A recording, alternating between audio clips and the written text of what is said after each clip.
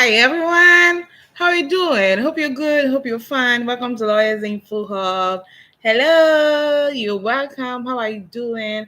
How is everything going? Hope you're good. Hope you're doing well. Hope you're getting it by the day in the spirit of excellence. So today we're looking at parties to suit, parties in the civil suit, yeah, or parties in the suit, however you want to call it. Looking at the different types of parties we have and understanding their differences. This is Lawyers Info Hub. This is a platform where we simplify law. We teach law in the little way we can.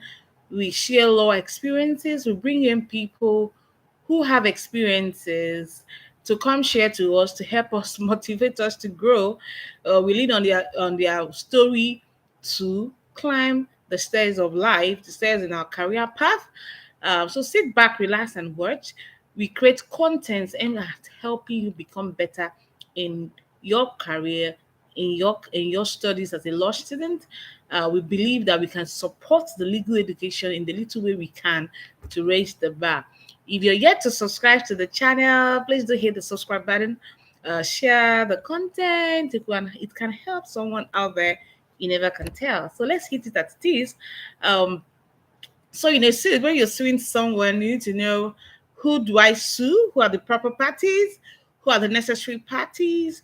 Who are the nominal parties? Who are the desirable parties?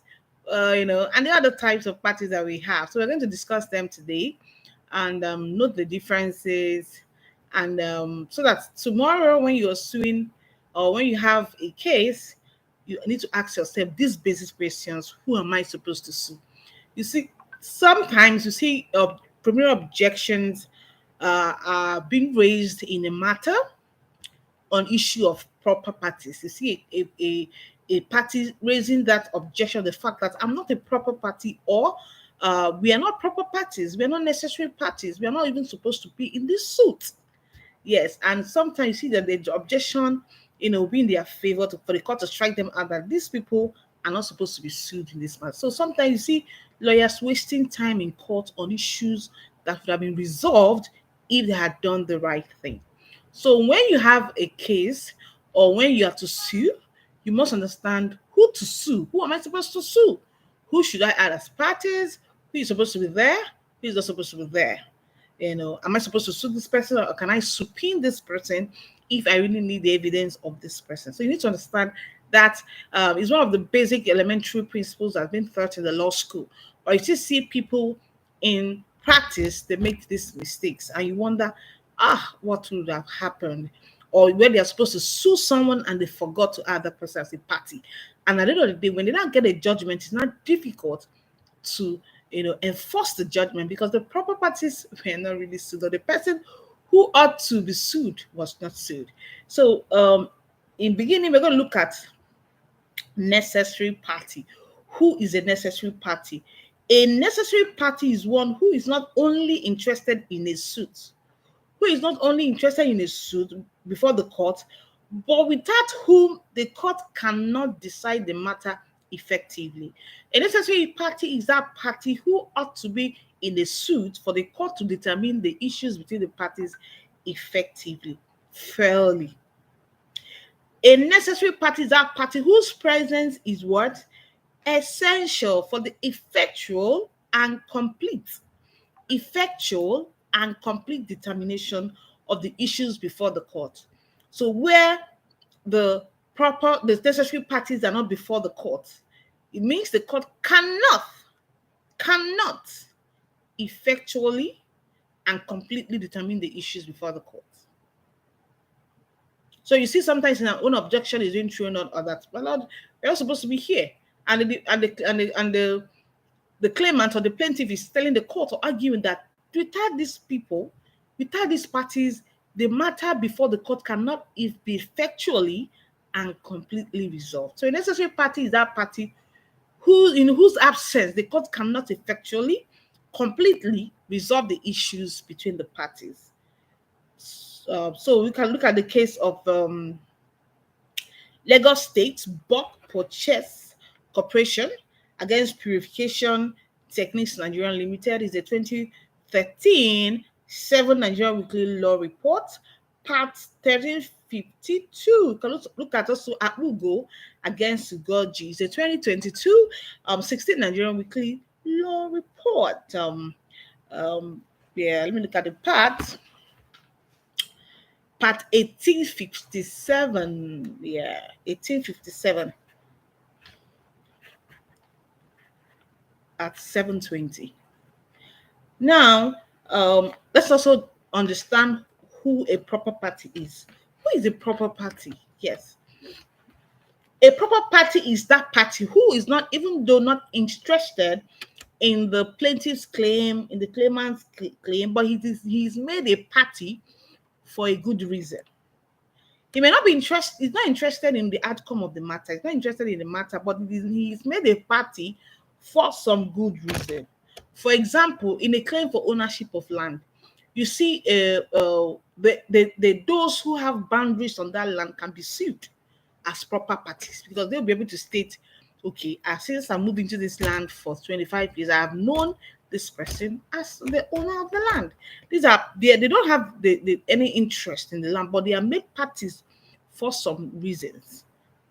Yes, for some reasons. Okay, where someone brings an action to rescind a contract, yes, any person who's a proper party to it who was active, very active, or concurring in the matters that gave rise to that plaintiff to have a right to even rescind.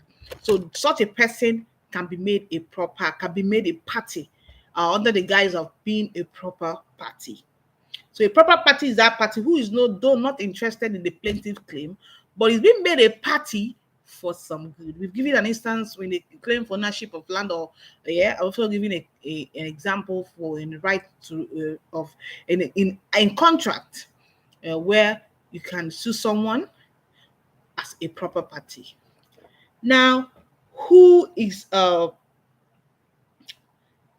we've looked at necessary party. We've looked at who is a necessary party. We have looked at who is a proper party. Then who is a desirable party? A desirable party. So a desirable party is a party who has an interest or may be affected by the result of the outcome of the suit. Yes, is a party who has an interest and may be affected by the result of the suit. Now we also have another type of party called the nominal party. A nominal party, this party does not have direct interest in the subject matter, but it is made a party because of the nature of the office that person occupied. For example, we have the Attorney General. You know, in suits, we see people suing the Attorney General. That the Attorney General does not have direct interest in the subject matter, but because he is sued because of the virtue of his office. Yes, we also have another type of party known as a party standing by. You know, a party standing by is that party, you know, who is aware of a pending suit but choosing not to participate. He's aware of a pending suit but stands by to see someone else fight his battle. He's aware that a suit concerning his land or something, but he doesn't do anything. He doesn't want to be joined. He's just standing by, waiting for who will win, waiting for someone else to fight his battle. And you know what? For a party standing by, and they have to be bound by the outcome of that, the result of that suit. So when a party stands by and allows someone fight his battle and doesn't do anything, whatever is the outcome of that legal suit, he'll be bound by it. And he cannot come back to say, I was not aware, or I forgot, or I didn't have money to get a lawyer. No, he'll be stopped from coming to maybe ask that the judgment be vacated or be varied, or be set aside. So we have looked at a necessary party, we have looked at a proper party, we have looked at a desirable party, we have looked at a nominal party, we have looked at a party standing by. Now we're going to now look at how do you determine a necessary party? How do you determine a necessary party? What are the questions a court will ask itself in determining whether a party is a necessary party? Now, when an objection has been raised that I'm not a necessary party, I'm not supposed to be here.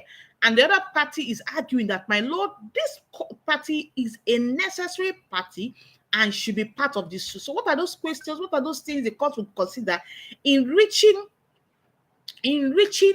out, or in his decision to say this person is a necessary party or is not a necessary party? Now the court will look at whether the course of action, whether the issue is likely to be defeated by non-joinder. This means that, can the court effectively determine this action, these issues, without these people as parties? So when the court resolve that issue, it will bring up to the point, it will now give the answer of whether this person or this party is a necessary party or not. Now, the question is also whether the presence of this person will help the court in the effectual and complete adjudication of the issues before the court.